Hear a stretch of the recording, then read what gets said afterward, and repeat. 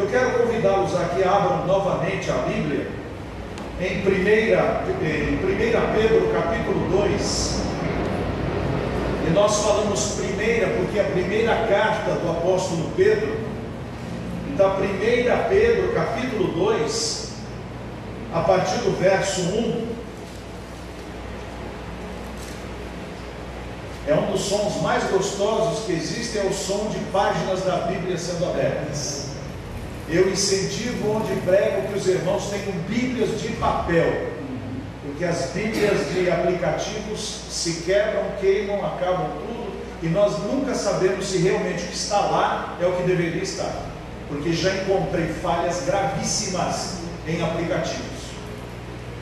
Diz assim: despojando-vos, portanto, de toda maldade e dolo, de hipocrisias e invejas, e de toda sorte de maledicências, desejai ardentemente, como crianças recém-nascidas, o genuíno leite espiritual, para que por ele vos seja dado crescimento para a salvação, se é que já tendes a experiência de que o Senhor é bondoso, chegando-vos para ele, a pedra que vive, rejeitada sim pelos homens, mas para com Deus eleita e preciosa. Também vós mesmos, como pedras que vivem, sois edificados casa espiritual, para ser de sacerdócio santo, a fim de oferecer de sacrifícios espirituais agradáveis a Deus, por intermédio de Jesus Cristo. Quero falar sobre duas coisas e então concluir a respeito delas. Quando nós estamos doentes, uma das primeiras coisas que desaparecem é o apetite, não é verdade? Nós perdemos a fome. Lá em Barbosa, onde tive a honra e o privilégio de pastorear a igreja batista da cidade, eu devo ter pegado Covid, e ela me atacou na digestão. Depois que eu comi uma fatia de melancia no almoço, o negócio não desceu mais, interrompeu tanto a parte de cima quanto a parte de baixo, e eu fiquei totalmente travado por mais de uma semana. Eu não tinha apetite, eu não tinha fome. Parece que comer alguma coisinha já era coisa demais, e para quem gosta de comer como eu, rejeitar comida é sintoma de muita enfermidade.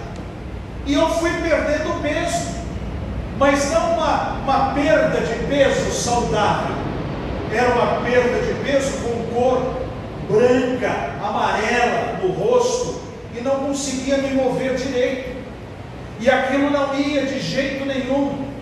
Eu tinha contrações violentas, mas estava tudo parado, e a ordem era: não pare de comer, não pare de fazer o sistema andar.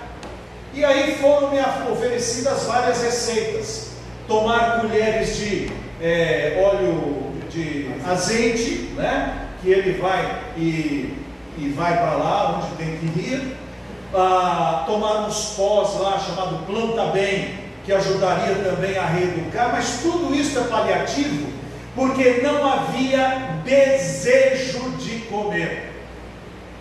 Você come, mas comer sem vontade é ruim.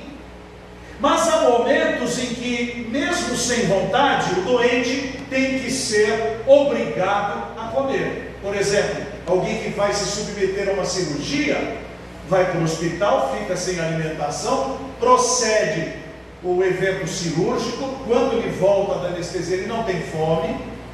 Se foi alguma coisa digestiva, ele vai comer coisas pastosas, mesmo sem vontade vão entuchá-lo de coisinhas pastosas, E sem vontade o sistema começa a andar e ele tem vontade de comer alguma coisa a mais. Então vem uma sopinha, vem uma bolachinha, vem qualquer outra coisa, uma fruta, e ali então o sistema volta a funcionar, o desejo de comer regressa. E então a saúde volta. Por que estou falando sobre isso? Porque estamos vivendo nestes tempos, meus irmãos, segundo a palavra de Deus, é o tempo da apostasia da igreja. O que é a apostasia? É o desvio da igreja dos braços do Senhor Jesus, da palavra do Senhor Jesus, dos propósitos do Senhor Jesus. Igrejas estão cheias, mas de pessoas vazias. Púlpitos estão fulgurosos, mas pregando um outro evangelho que não é o evangelho de nosso Senhor Jesus Cristo.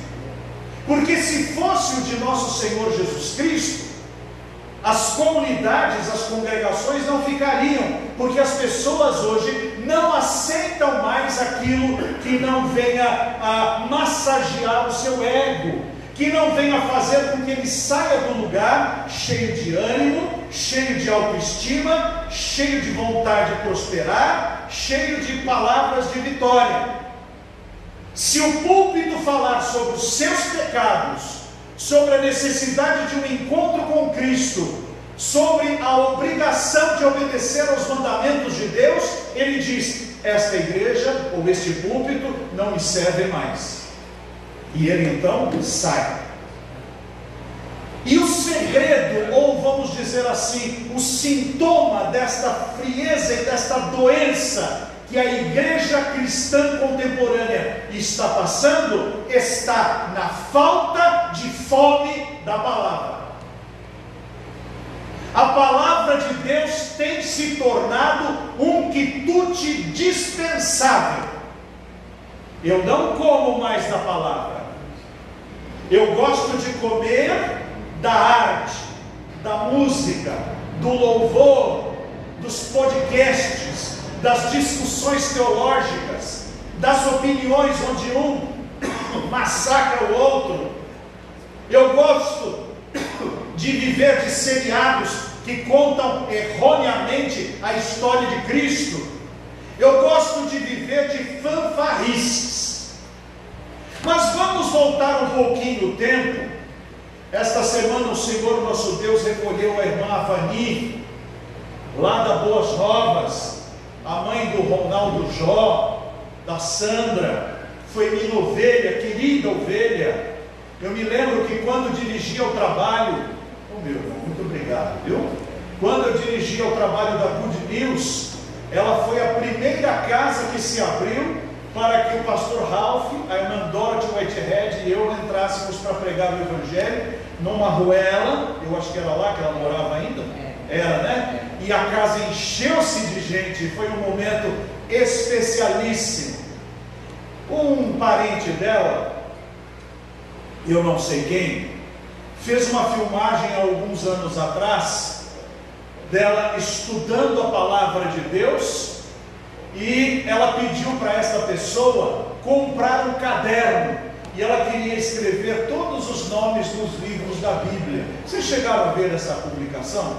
Isso chegou para mim e eu fiquei consternado ao ver aquela senhora já tão debilitada, já tão enferma, sentadinha ali na cadeira, com a sua Bíblia aberta, o caderno, e fazendo pequenas anotações. Ela tinha dores, ela tinha comorbidades, mas para ela tinha fome da palavra. O meu pai converteu-se a Cristo, mas era um homem muito doente. O meu pai tinha aquela diabetes severa, e que por causa do seu sistema nervoso atacou todas as partes. Ele ficou com câncer, ele teve gangrena, ficou cego, mas um pouco antes de ficar cego, às vezes eu me levantava às 3 horas da manhã, E meu pai estava lá na mesa da cozinha, com 2 lentes grossas e mais o óculos, olhando para as páginas daquela Bíblia de púlpito. Eu disse: pai, são 3 horas da manhã, o senhor não vai deitar? Ele disse: não, meu filho, a minha vista está fechando, e eu vou perdê-la, e eu quero gastar o restinho que eu tenho para guardar a palavra de Deus no meu coração. Foi isso que sustentou meu pai quando seus olhos se fecharam por completo. E meu pai foi salvo, está com Jesus. Ele tinha fome da palavra. A minha mãe deixou para mim a sua Bíblia. A sua Bíblia tem várias marcações com a sua caneta tudo torta, com aquela letra que até apagava o versículo, porque escrevia em cima dele, que eram os momentos da sua devoção pessoal. Quando é que minha mãe fazia isso? De manhã, de tarde, de madrugada. A minha mãe tinha sede da palavra. O irmão Sebastião Emerick, que me criou no Evangelho, meu primeiro professor de teologia, um homem analfabeto, que aprendeu a ler na Bíblia, ele leu 323 vezes a Bíblia Sagrada. Ele era um homem que lia a Bíblia inteira uma vez por mês, no auge dos seus 90 anos. De onde vem toda esta sede? Do Espírito Santo de Deus. Agora vamos fazer uma análise da nossa própria vida. Temos esta sede em nosso coração? Ou temos esta fome no nosso coração? Hoje, meus irmãos, Satanás tem dado muletas para que nós não venhamos a dar os nossos passos da fé. Quem são essas muletas? Alexia, leia para mim o Salmo 23. E o computador vai fazer a leitura na versão que eu quiser. Eu quero ouvir o livro de Apocalipse. Vou lá no YouTube e aperto um botão. Ou então eu não tenho tempo para ler a Bíblia, eu só tenho no ônibus. Quando estou lá vendo minha agenda, as minhas coisas de trabalho, eu boto um fone de ouvido, ele vai lá repetindo o versículo, como se eu pegasse grudasse em mim aquelas informações no meu subconsciente, sem que eu meditasse na palavra. Mas vamos fazer uma análise do nosso tempo livre. Tempo para assistir podcasts políticos eu tenho, não falta. Eu paro à noite e eu preciso ouvir o que aquele meu grande youtuber de sucesso fala a respeito de política. Acompanhar o replay do jogo de futebol do meu coração, eu tenho tempo, eu não posso perder. Disseram que o gol foi fenomenal e eu tenho que ver. Acompanhar a briga daqueles confinamentos das televisões, onde colocam pessoas sem moral para conviver, eu preciso saber quem está ganhando. Isto é, eu tenho muito tempo para ficar no WhatsApp conversando com os meus amigos futilidades. Há adolescentes que andam pela rua completamente fora de órbita. Fone de ouvido na orelha, o microfone não se sabe nem onde está, e ele está assim que nem um zumbi, nem olha o trânsito, nem olha a hora de atravessar. Você dá carona para alguém e não tem condições de conversar com aquela pessoa, porque ela não dá uma trégua. Numa das igrejas que eu pastoreei, era costume, enquanto o culto se processava, o povo ficar teclando. E eu disse assim: meus queridos, eu não sei qual era o costume de vocês antes, mas agora conosco é um pouco diferente. Se for para gravar o hino, se for para gravar a pregação, você é bem-vindo, mas senão você desliga esse negócio, senão eu mando recolher. Porque Deus não vai falar com você através do WhatsApp hoje. Deus não vai mandar uma mensagem no seu Messenger. Deus não vai mandar uma foto no Instagram. Se você vem aqui falar com Deus, é com Ele, é do púlpito, é do culto. Então presta atenção no culto e não no celular. O nosso mundo não pensa mais, estão pensando em nosso lugar. Então, como estamos doentes, não temos mais fome da palavra.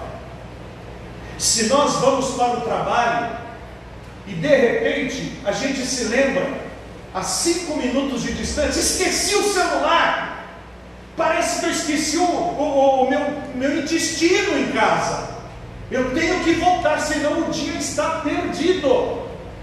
Mas eu posso ir para o trabalho, esquecer a carteira, esquecer o guarda-chuva, esquecer a blusa, esquecer de falar com as pessoas, eu nem ligo. Mas se eu me esquecer do celular, o dia acabou para mim. Como fazer para voltar ao primeiro amor? Igualzinho um doente. O doente não tem fome. O que eu faço com um doente que não tem fome? Porque o seu sistema está parado? O que eu faço? Faz comer. Sabe qual é o melhor momento de ler a palavra de Deus? Quando você não quer. É a hora em que você mais precisa. Dona de casa, é impossível que você não tenha meia hora na sua agenda para se sentar na mesa da cozinha com a sua Bíblia aberta e dizer assim: fala Deus, toca-me com brasa do altar, fala Deus, eis alegre atendo ao teu mandar. É impossível, dona de casa, que você não encontre tempo, porque Susana Wesley, com mais de uma dúzia de filhos, sem água encanada e sem energia elétrica, ela conseguia gastar 2 horas do dia orando, lendo a Bíblia, buscando a face do Senhor. Você não é pior que ela. Homem de Deus aqui presente, se você não tem fome na palavra, crie essa fome. Antigamente, para as crianças, entuchava-se biotônico Fontoura para que ela tivesse fome, lembram disso? Pois é, então peça a Deus para entuchar um biotônico Celestioura no seu espírito. Abra a Bíblia e leia. Sua Bíblia é a palavra de Deus, é nela que Deus vai falar ao seu coração. E conforme Deus vai falando a sua vida, você vai mudando de atitude. O convívio vai fazendo você mudar de atitude. Quanto mais você convive com os atores, com os youtubers, com o politicamente correto, com essas coisas todas, mais a sua mente vai se pervertendo e mais até o seu linguajar vai mudando. Coloque um aluno para estudar numa universidade pública e dentro de 6 meses você tem um semi-militante político de esquerda, não é assim? Porque pelo uso, pelo abuso, pela palavra o tempo todo falada, ele vai pegando os jargões, vai pegando o jeito. Pegue este mesmo estudante, abra a Bíblia com ele e fale: senta aqui e leia a palavra. Faça o teste com você. E daqui a pouco você está com a palavra de Deus na sua mente, no seu coração, e ela começa a mudar a sua atitude. Toca o telefone. Hoje não toca mais, né? Hoje é celular, mas antigamente toca, fala que eu não estou. Mas se você está lendo a Bíblia, a palavra de Deus diz que o diabo é o pai da mentira, então não vou mentir. As crianças pequenas têm que ter contato com a palavra, contato com a Bíblia, contato com a voz do Senhor. E não vamos peneirar a voz do Senhor, vamos diluir a voz do Senhor, vamos pegar a Bíblia e fazer uma bem fraquinha, que é para ele não ficar assustado, que nada. Eu nessas dores todas não está adiantando tomar coristina, tomar aspirina, eu tenho que tomar um tramal, senão não resolve. E a voz de Deus não precisa ser açucarada, ela é o que é. Deus disse para Moisés: o meu nome é Eu Sou. Eu sou. Ele é. Eu não preciso disfarçar, não preciso inventaram uma versão bem modernista, que é para as crianças pegarem. Por quê? Para depois trocar? Pega a verdadeira, ensina a palavra, ensina o menino no caminho em que deve andar, e até quando for velho, não se desviará dele. Então, meus irmãos, o segredo para que a igreja se levante não está em novos métodos, não está em novos departamentos, não está em novos cultos, não está em novas pinturas. O segredo está no coração de cada crente arrependido, que reconheça que não tem tido apetite da palavra, e busca o Senhor dizendo: Senhor, cura o apetite da minha alma, para que eu tenha fome e sede da tua palavra. E então, como uma criancinha, quando chega de noite, a Maria chega: mamãe, eu quero dedeira, eu quero dedeira. E o Josué até poucos dias estava tomando dedeira. Se não fosse eu chegar e dizer assim: chega, moleque vai fazer 7 anos, chega de dedeira. Ele estava lá tomando a dedeira dele. Então, chega a hora, o estômago pede: quero dedeira. E nós, como cristãos do Senhor, sadios, temos que ter vontade da dedeira celestial. Tomar o leitinho, tomar a palavra, chegar e dizer assim: vou ler 1 Pedro inteira, vou marcar os versículos que vão falar no meu coração, o que eu não entender eu vou marcar e vou perguntar para o pastor o que significa, mas vou ter interesse na palavra, e depois que eu ler 1 Pedro eu quero saber o que ele falou na 2 Pedro, e aí você vai conhecendo a palavra, e a fome vai aumentando, e a sua vida vai sendo transformada, e não vai precisar mais daquilo: será que a igreja permite? Será que a igreja não permite? A pergunta será: como vou agradar a Deus? A pergunta muda: eu não faço ou deixo de fazer porque a igreja permite ou deixo de permitir. Eu faço ou deixo de fazer porque é a vontade do meu Pai, é a vontade do Senhor, está na Bíblia, e se está na Bíblia, para mim basta. Não preciso de mais nada, não preciso de truques, não preciso de imposição. Guardei a tua palavra no meu coração para eu não pecar contra ti. Mas como é que eu vou guardar a palavra no coração? Como crerão se não há quem pregue? Então leia a sua Bíblia. Crente, mergulhe na sua Bíblia. Crente, ame a sua Bíblia, deixe a sua Bíblia nesse estado, arrasada, arrebentada, não porque pisou nela, mas porque usou, porque pode gastar tempo com Deus. Deixa ela manchada com as lágrimas que você derrama na sua comunhão com Deus.